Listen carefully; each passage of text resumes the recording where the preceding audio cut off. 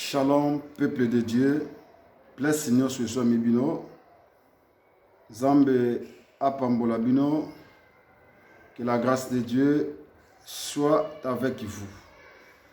Et Nalingina a annoncé, peuple de Dieu, que les gestes barrières, ils ont continué dans l'église.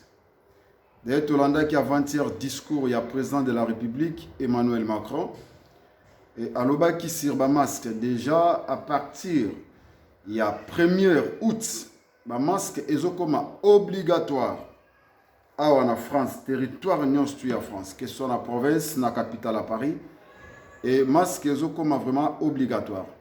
Il y a un annoncé l'issue dans l'église Golgotha de France, les gestes barrières ils ont continué dans l'église. Et ce qui est l'église, bien aimé dans le Seigneur, nous avons invité Bino Koloba que au y na masque na yo, na entrée déjà ya église aux on a masque na yo. Au côté na ngona kat église et ils ont la geste barrière au tout sali na kat église. D'ailleurs tant bozo côté na église, aux on a déjà ba geste barrière ezali. Et au fond déjà na kit na yo séparation de Jésus à 1 mètre au toucher. C'est très important pour Nabiso. Et c'est normal tous on a posé s'embrasser parce que ça fait longtemps on ne s'est pas vu. Mais tous on a posé bien aimé que tous allons vraiment protéger. Tu as dit que Nzambe a battu les biso durant 3 mois ou 2 mois il y a confinement. Et Nzambe on a continué à battre la biso.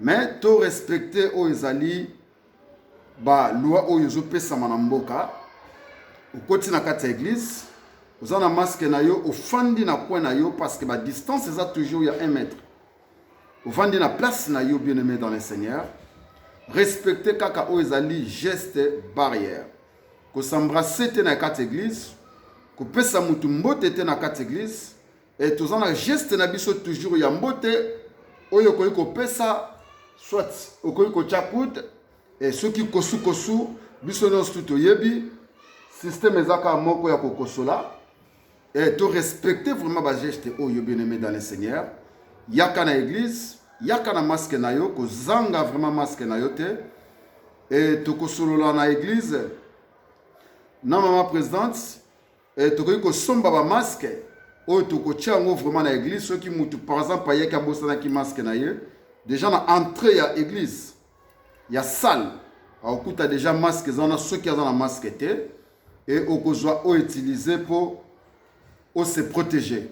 C'est très important moi vous qui message il y a apôtre Jimizela pour la église Golgotha il y a France boya église bovani na banda kuta ebele yakato kumisa Nzambe mutu azana service par exemple modérateur yepo batu bayoka bien à cause la vraiment sans masque. Oui, parce que ça n'a biso eza vraiment munene, même prédicateur a osala sans masque, mais biso to tikali to na masque sauf banamike bazana droit ya kotia bango masque te pona souffle.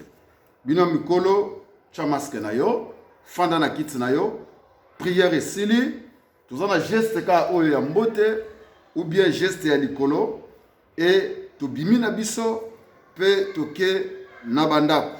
Alors pour l'instant, tout ça sous un système te ya omela ba jina kat église, to arrêter en nan mukie après le temps ceux qui Nzambe asungi que makamu nyonso ezongi to zongela ba gape na biso to zongela ba jina biso to zongela ko lia na biso ndenge to sala quand même pour l'instant to suspendre nyonso tout ezala ba jina kat église et kozala lisusu te so si prière ba oteka ba jili banda ko kendo zuji na yo omeli soit to kocha ba ji ceux qui mutu prière sili okei ozui ji na yo pa ya protocole pe oké komela yango nanda que ce soit toute l'église corps de Christ partout en France bo respecter o ezali geste barrière kocha esprit likolo ya intelligence te tango le pesami to respecter batela ba brebi o Nzamba pesio et yebisa bango ba masque ezala obligatoire geste barrière ezala obligatoire pour la France bien aimé